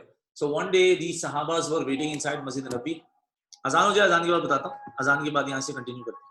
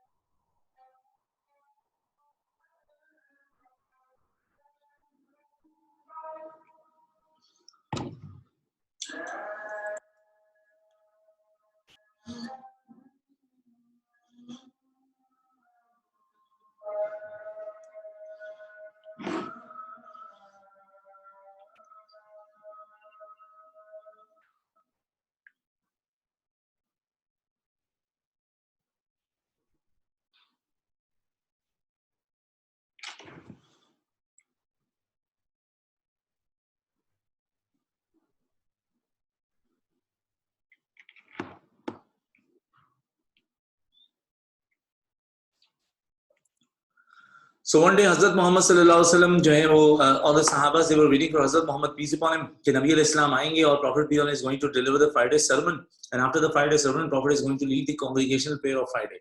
So Masjid Nabi का माहौल था, all the Sahabas were waiting लेकिन Prophet got a little late. अच्छा, by the way you need to understand कि Abdullah bin ube की reputation बहुत ज़्यादा थी. There were a lot of people dwelling in the city of Medina जो अब्दुल्ला के एक बार कहने पे अपनी जान भी दे सकते थे. और अब्दुल्ला की पब्लिक रेपुटेशन ठीक ठाक है, उसको यूजुअली पब्लिक रिएक्शन तब तक नहीं मिलेगा जब तक उसकी हिपोक्रेसी एक्सपोज नहीं होगी. तो ये जो इवेंट मैं आपको सुना रहा हूँ, for the very first time Abdullah got a public reaction when he did this. When Prophet did not arrive, he got a little late for the Friday sermon. Abdullah grabbed this as an opportunity कि if I am going to this pulpit of Nabi al-Islam, जिसको आप member बोलते हैं, and from there if I am going to address for deliver a sermon, so people would be able to see that how capable I am and how superior I am as a leader, Mazallah, as compared to Hazrat Muhammad peace upon him. तो Abdullah ने अपनी leadership या अपनी जो है talent को झाड़ने के लिए, when Abdullah bin Ubay came to the pulpit of Hazrat Muhammad peace upon him and he tried to deliver a speech from there, this was the very first time Abdullah got a public reaction and लोगों ने अब्दुल्ला का हाथ पकड़ के उसको जो है झड़क के पीछे बुला लिया कि बैठ जाओ, this is the right of Hazrat Muhammad sallallahu alaihi wasallam. जब तक नबी अलैहिस्सलाम हयात हैं उनके मेंबर यानी पुलपिट से उनकी मौजूदगी में कोई भी बयान नहीं कर सकता. When Abdullah got the public reaction which he was definitely not expecting, Abdullah was deeply offended and being highly offended, Abdullah jumped over the shoulders of Muslims और मुसलमानों के कंधे फलांगते हुए Abdullah had left masjid. Abdullah जब मस्जिद से निकला तो कुछ सहाबा ने अब्दुल्ला को देख के बोला कि Abdullah you have just committed a grave sin, आपने बहुत जो है वो खतरनाक गुनाह किया है, स्पेशली जो वो मुसलमानों के कंधे फलांग के आया था. मुनासिब हरकत नहीं है क्योंकि हदीस में जो शख्स जो है नमाजियों जो नमाज का इंतजार करे उनका कंधा फलांग के गुजरेगा तो उस शख्स को उस दिन मस्जिद से किसी भी चीज की उम्मीद हो सकती है, सवाब नहीं मिल सकता. So these Sahaba said, Abdullah, you have committed a grave sin. Go and request Hazrat Muhammad peace upon him that he would pray for your forgiveness to the personality of Allah. Abdullah की उस offended behavior की वजह से अब्दुल्ला ने जो है उस वक्त जो बात बोली उसकी हिपोक्रेसी थोड़ी सी और एक्सपोज हुई. Abdullah said to these companions that I do not need your Muhammad, Mazallah, I do not need his prayer.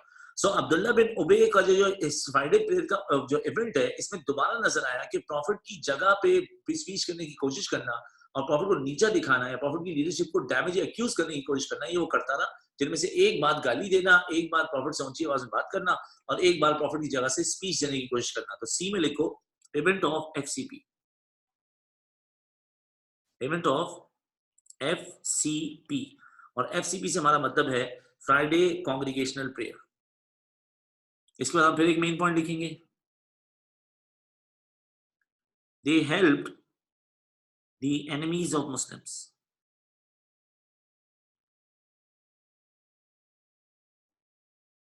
They help the enemies of Muslims. Enemies of Muslims.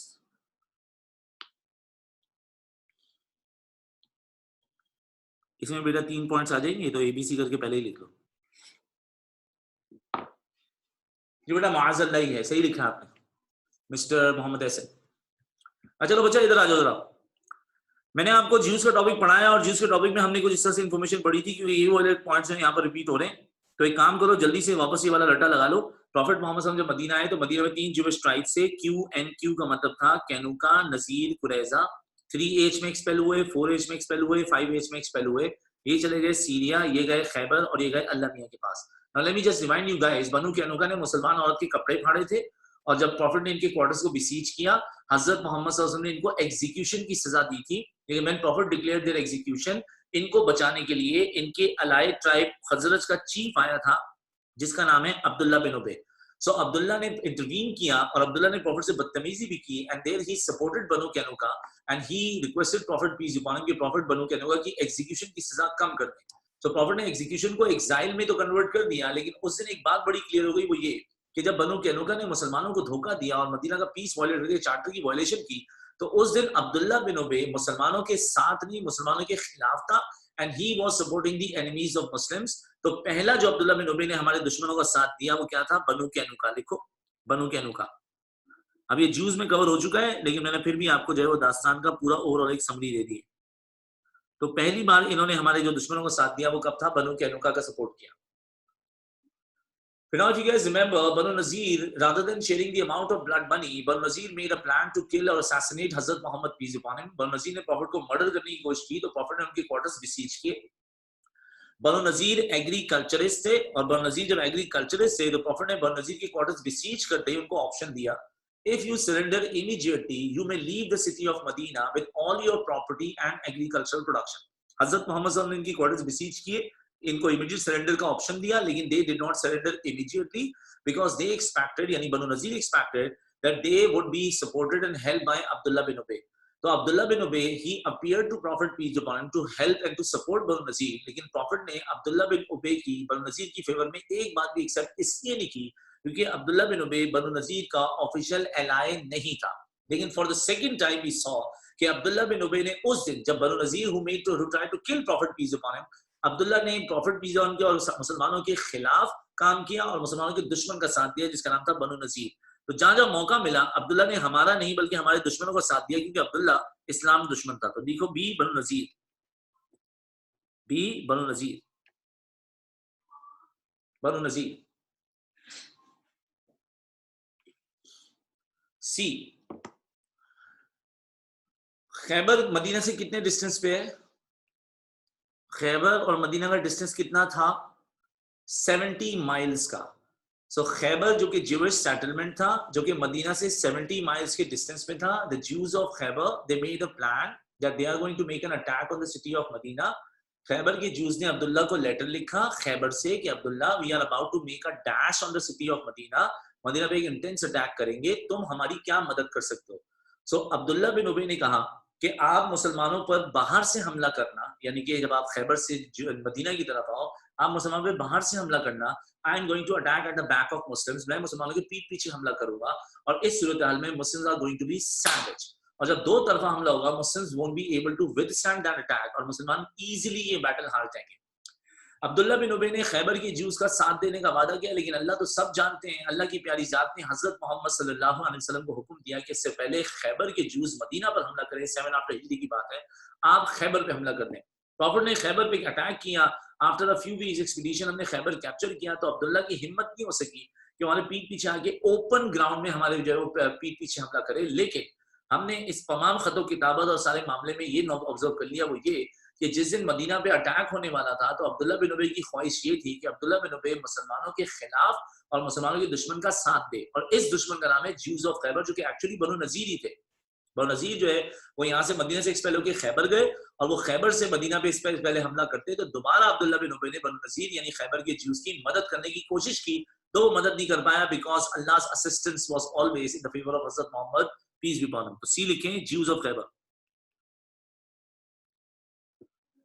Jews of Khyber.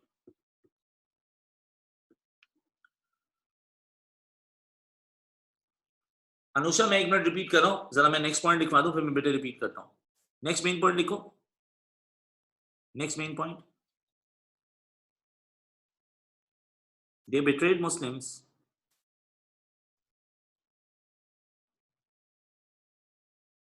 betrayed Muslims during wars.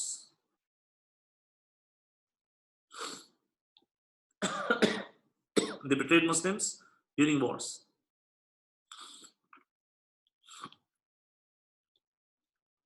इसमें भी A आ जाएगा, फिर B होगा, फिर C होगा, फिर D होगा. They betrayed Muslims during wars.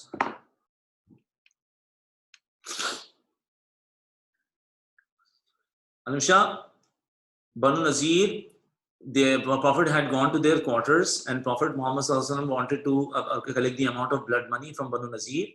Lekin the Jewish tribe Banu Nazir, instead of paying blood money to Prophet, they planned to kill Prophet peace upon him by rolling down a huge stone above Prophet's head when Prophet was standing defenseless nearby one of the walls of their fortresses. अब Banu Nazir Prophet को मारने लगे थे, तो Prophet Muhammad Sallallahu knew that they are betraying and they are violating charter of Medina.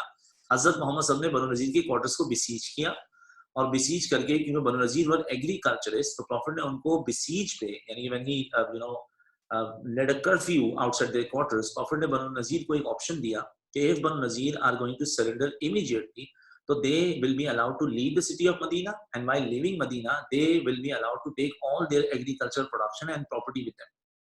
अब Banu Nadir ने immediately surrender नहीं किया. They surrender after 14 days because they were expecting they would be held by Abdullah bin Ubayy. और Abdullah bin Ubay ने Banu नज़ीर की मदद करने के लिए प्रॉफिट से बात भी कर ली, लेकिन प्रॉफिट मोहम्मद सल्लल्लाहु अलैहि वसल्लम ने अब्दुल्ला की बात इसलिए तस्लीम नहीं की, अब्दुल्ला बिन उबे इनका ऑफिशियल एलाइन नहीं था.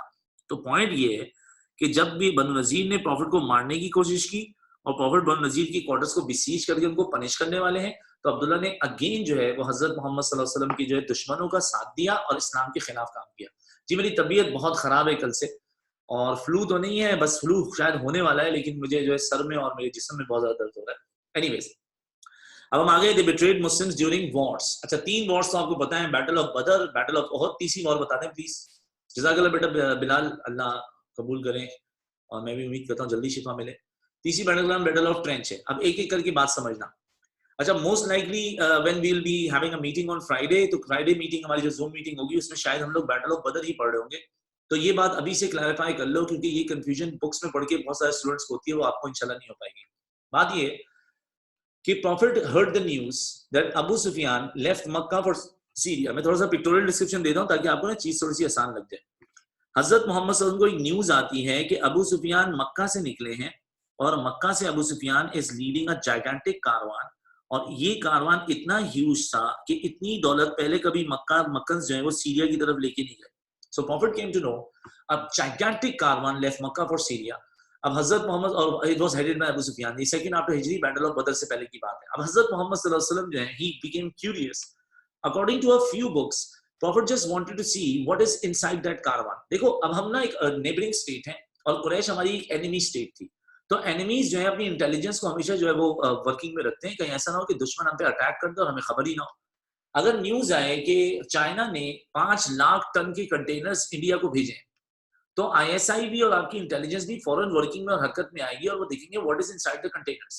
अगर कंटेनर्स के अंदर टॉयज हैं, तो इसका मतलब ये तो बिजनेस मर्चेंडाइज है, तो ओके की रिपोर्ट है, चाइना ने इंडिया को भेजा तो कोई मसला नहीं है. लेकिन अगर चाइना ने इंडिया को आर्म्स और वेपन्स या न्यूक्लियर वेपन्स भेज दिए, तो फिर ये आपकी इंटेलिजेंस पता पहले से कराएगी, ताकि भाई ऐसा ना हो कि आप पे इंडिया हमला कर दे और आपको पता ही ना हो.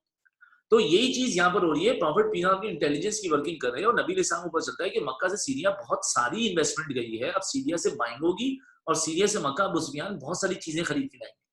सो according to a few books, Hazrat Mohammad सल्लल्लाहु अलैहि वसल्लम had gone to see this caravan of Abu Sufyan. Prophet just wanted to have a look what is inside the caravan. इस कारवान में बिजनेस मर्चेंडाइज है तो कोई प्रॉब्लम नहीं है, लेकिन इसमें आर्म्स वगैरह है, तो इसका मतलब मदीना की स्टेट पर ये अपने अटैक को प्लान कर रहे हैं, उसकी तैयारी कर रहे हैं. So according to a few books, Prophet just wanted to have a look on the caravan. According to a few books, no. Prophet peace upon him wanted to loot the caravan. अब looting क्यों थी उसकी तफसील मैं आपको बदल में बताऊंगा, जो जुम्मे का टॉपिक है, अभी बस यहाँ समझना. Prophet wanted to have a look on the caravan. According to a few books, Prophet wanted to loot the caravan. जब अबू सुफियान ये कारवान सीरिया से वापस मक्का की तरफ लेकर आ रहे थे. लेकिन हिस्टोरिकली हुआ ये, जो फैक्चुअल इवेंट्स है वो ये, neither prophet could have a look on the caravan nor prophet could loot the caravan. नबी अलैहि सलाम ना देख सके उसको ना लूट सके, because Abu Sufyan by changing the route he took the caravan safely back to the city of Mecca. Abu Sufyan caravan जब मक्का लेके चले गए, तो मक्का से Abu Jahl brought an army of 1300 which was later reduced to 1000, और फिर 1000 की army के अगेंस्ट 313 सहाबा थे. प्रॉफिट मोहम्मद सल्लल्लाहु अलैहि वसल्लम ने सहाबा से यहाँ पर जो है वो वॉर काउंसिल की। प्रॉफिट ने पूछा कि what shall we do now, क्योंकि Muslims just had been there to look the caravan और मेजॉरिटी ऑफ द मुस्लिम्स के पास आर्म्स यानी वेपन्स भी नहीं थे। बैटल ऑफ बदर का एक फैक्चुअल जो है वो एक फैक्ट मौजूद है, वो ये कि most of the Muslims when they defended Islam in Medina in the battle of Badr, most of the Muslims did not even have arms, and most of the Muslims they were fighting against the army of Quraysh, which was a well equipped army. और मुसलमान जो उसमें लड़ाई कर रहे थे, most of the Muslims were carrying bones of camels, ऊंट की हड्डियों से लड़ाई कर रहे थे हम लोग। सामने से नेजे, तीर और जनाब तलवारें आनी और आगे ऊंट की हड्डियां, क्योंकि यार हम तो जंग के मूड में गए ही नहीं थे। So anyways, Prophet peace upon him ने ill equipped army जो कि outnumbered भी थी, वो लोग 1000 थे, हम लोग 300 थे। Prophet ने औस से पूछा क्या करना है, औस ने कहा we would love to go there and we would love to sacrifice our life for the cause of Islam and Hazrat Muhammad sallallahu alaihi wasallam।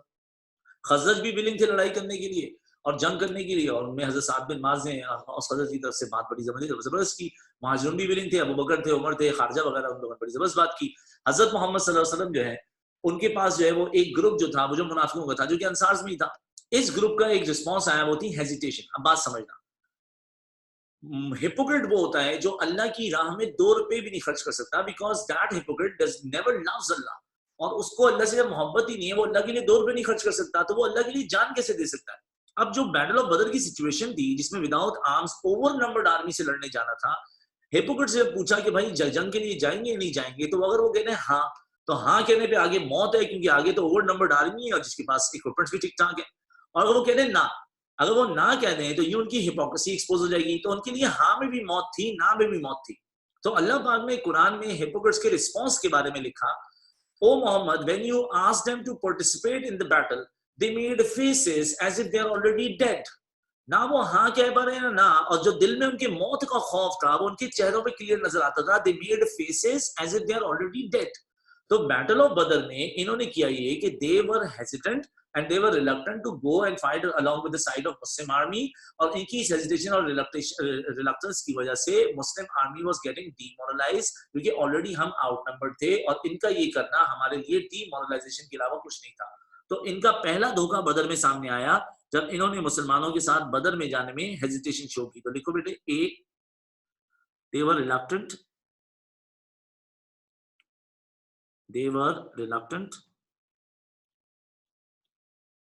to participate in Badr.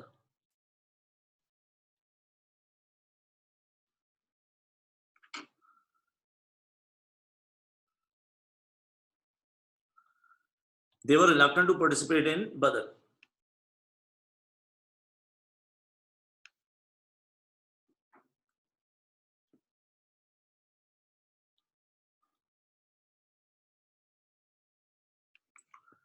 अच्छा, ये बैटल ऑफ ओहद हमारा फिर जो है वो next Tuesday का topic होगा, और जो नेक्स्ट ट्यूसडे का टॉपिक हमारा बैटल ऑफ ओहद का है।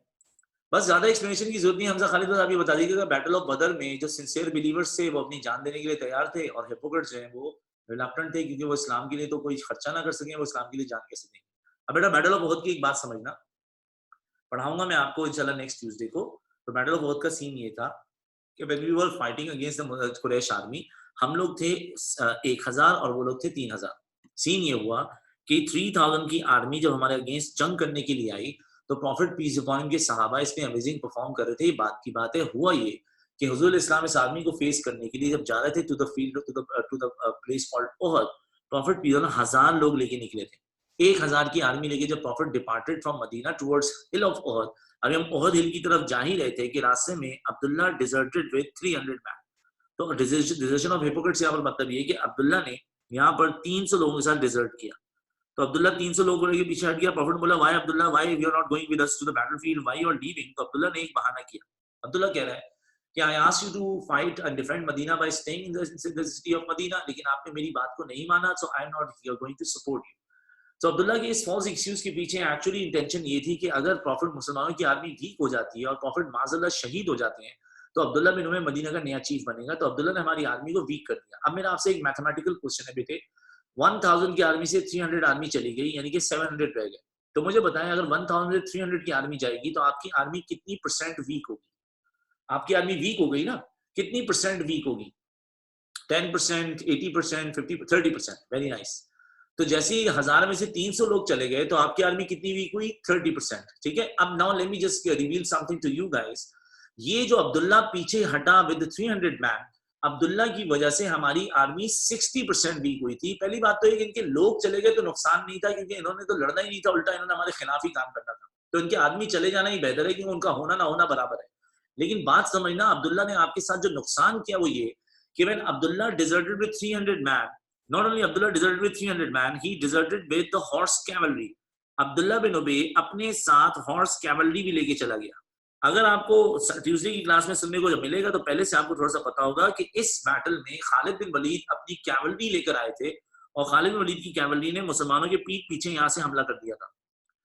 मुसलमान खालिद बिन वलीद को रोक नहीं पाए। पहली वजह आप आर्चर्स ने पोस्ट छोड़ दी थी, वो तो आप बचपन से पढ़ते हुए आ रहे हैं। लेकिन बेटे बात ये है कि अब्दुल्ला बिन उबे खालिद बिन वलीद को हम रोक पाते, खालिद बिन वलीद को हम क्यों नहीं रोक पाए? खालिद कैवलरी हॉर्स कैवलरी लेकर आए, हॉर्स कैवलरी को शायद हॉर्स कैवलरी अच्छे से रोक पाती, पर हमारे पास हॉर्स कैवलरी नहीं थी, और हमारे हॉर्सेस को लेके कौन डिजर्ट कर चुका था? Abdullah bin ube.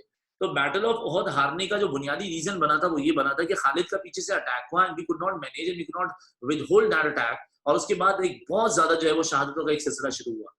सो ये जो अब्दुल्ला ने आपके साथ किया है बैटल ऑफ ओहद में, जिसमें अब्दुल्ला का इरादा ये था कि हुजूर शहीद हो, प्रॉफिट बहुत बुरी तरह से जख्मी भी हुए, लेकिन अल्लाह का फजल और करम, प्रॉफिट के साथ मदद थी, हजरत मोहम्मद सल्लल्लाहु अलैहि वसल्लम survive that battle.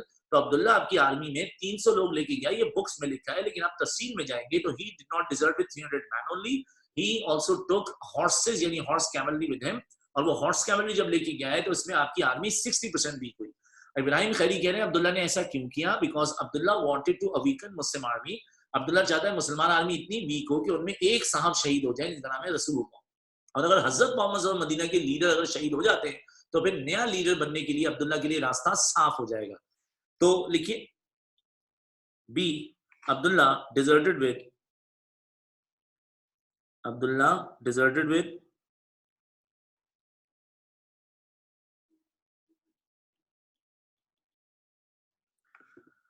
300 man plus cavalry,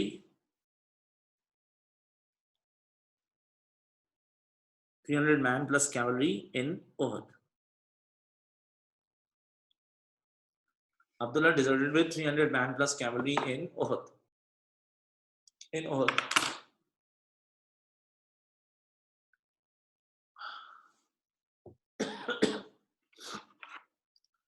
Abdul Muqeed कह रहे हैं हॉर्सेस अब्दुल्ला के थे यार, अगर उसके नहीं होंगे तो वो लेके कैसे जाएगा यार? Please please please have some common sense. उसके नहीं तो उसके साथ जो 300 मुनाफिकीन थे उनके घोड़े होंगे भाई। वी हैड 2 horses ओनली, और मेरे ख्याल से वो जुबैर बिन अव्वाम के थे, वही हम लेके जा सके थे यहाँ पर। भाईजान बैटल ऑफ ट्रेंच में अब मैं आपको फिर सारे मैप दिखाने पड़ते हैं ना, चीजें आप भूल जाते हैं। चले ऑनलाइन का ये बेनिफिट है कि पुराने मैप खोलना बड़ा आसान हो जाता है। ये मैं आपको सीन सुना रहा था भाई, पिछली क्लास में बैटल ऑफ ट्रेंच का सीन ऑन था, और बैटल ऑफ ट्रेंच जब हो रही थी तो Banu Qurayza made a plan to attack at the back of Muslims. Banu Qurayza ने कुरैश को आर्म्स भेजे, और बनु कुरैजा ने बोला कि soon we are going to attack at the back of Muslims, जैसे हम मुसलमानों के पीठ पीछे हमला करेंगे, कुरैश सामने से हमला करेंगे, Muslim are going to be savage. Battle of trench में जब Banu Qurayza were planning to attack at the back of Muslims, तो यहाँ पर hypocrites were standing outside their quarters और their fortresses, and hypocrites were waiting for the right time कि जैसे ही बनु कुरैजा मुसलमानों के पीठ पीछे हमला करेंगे, हिपोक्रेट्स भी मुसलमानों के पीठ पीछे हमला करेंगे, because they always had been the hidden enemy of Islam and Islamic state of Medina. लेकिन यहाँ पर आपको याद होगा नईम बिन मसूद की स्टोरी हमने पढ़ी थी last Tuesday. Nuaym bin Masud who acted as a spy, उनकी वजह से कुरैजा और कुरैश में फूट डल गई थी, और कुरैजा कभी भी कुरैश की मदद के लिए बाहर नहीं निकले। जब कुरैजा नहीं आए तो सिंगल हैंडेडली हिपोक्रेट्स की मदद नहीं हुई मुसलमानों के पीठ पीछे हमला करने की। सो यहाँ पर हिपोक्रेट्स का तीसरा ये धोखा होने वाला था, हो नहीं सका, लेकिन हम इसको पॉइंट बना के लिख देंगे कि they also made a plan to stab at the back of Muslims during the Battle of Trench, और इन्होंने दोबारा वही काम किया कि जब भी कोई वॉर होगी तो वॉर में या तो ये मदीना के खिलाफ या तो लड़ेंगे ही नहीं, या ये हेजिटेंट होंगे, और अगर जंग हो रही होगी तो उस जंग में पूरी कोशिश करेंगे कि कुछ ऐसी हरकत करेंगे मुसलमान जीती भी जंग हार जाएं। तो लिखें सी में लिखें, they planned to stab at the back of Muslims, they planned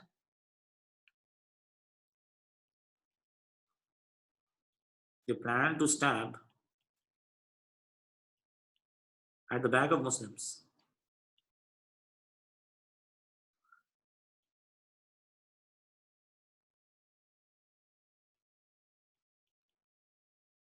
in trench।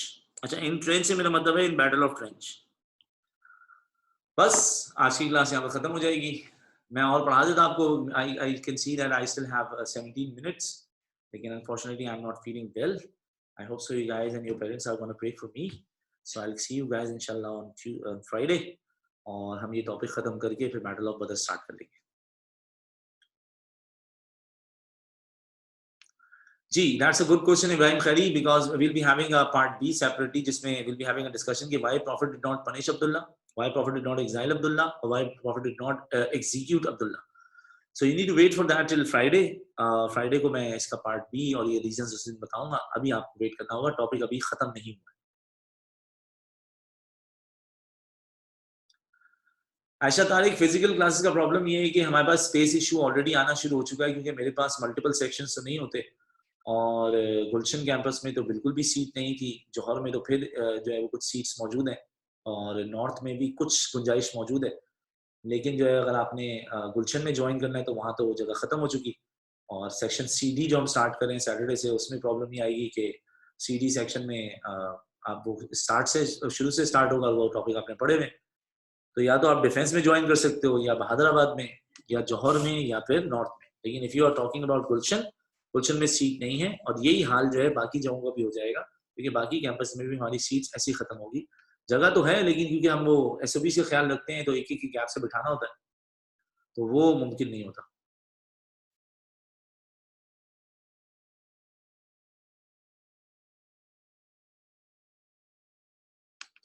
अच्छा, मेरा फॉरवर्ड का हमजा खालिद मतलब ये है कि अगर हम उसको साउथ नॉर्थ को हटा दें, वो नॉर्दर्न साइड पे थे बाय द वे, जहां तक मेरी मालूमात है, they were not at the southern side.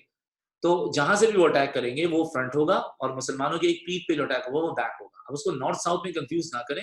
मैं यूं खड़ा हूं, भले मैं नॉर्दर्न साइड पे या वेस्टर्न साइड पे हूं, मेरे सामने से हमला होगा तो अटैक एट द फ्रंट होगा, और मेरे पीठ पीछे हमला करेगा अटैक एट द बैक होगा। अब नॉर्थ साउथ को अगर आप लेकर आ रहे हैं तो फिर आप बोलेंगे they will attack from the northern eastern side, and Muslim कब्जा will be attacking from the western जो है वो साउदर्न साइड। तो ये तो बहुत ही अजीब हो जाएगा, फिर मैं आपको जो है पूरे कंपास में फंसा दूंगा। तो सिंपल जो है वो लैंग्वेज में बात करनी है। सामने से कुरैश हमला करते, पीछे से जो है वो कुरैजा हमला करते। जी, टेस्ट कंडक्ट होने वाला है विद इन अ वीक। मेरे असिस्टेंट जो है उस पर वर्किंग कर रहे हैं, तो टेस्ट के लिए आपको आना पड़ेगा। चलो बेटा, अपना ख्याल रखना। मैं रिकॉर्डिंग को प्रिजर्व कर लूँ, क्योंकि मैं फिर रात को रिकॉर्डिंग के लिए नहीं आ सकता। तो इंशाल्लाह मिलते हैं। अस्सलाम वालेकुम वरहमतुल्लाहि वबरकातुहू।